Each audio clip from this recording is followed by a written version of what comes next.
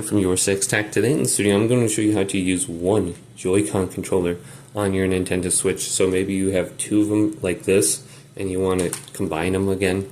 Go to the home screen and then go to controllers, then go to change grip order, and you can see I have both of them connected on the bottom left right here. So let's go to change grip order. Now we have to connect these, so put them back into the sync mode. So it's sync mode here, the light is flashing.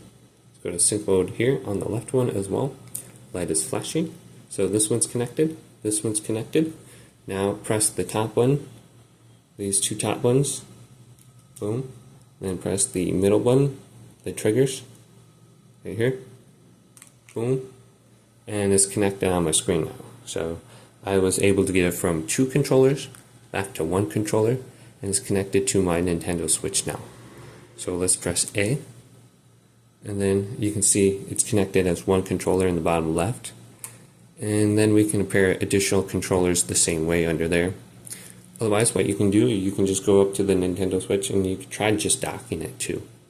And then sliding in your Joy-Cons and then removing them.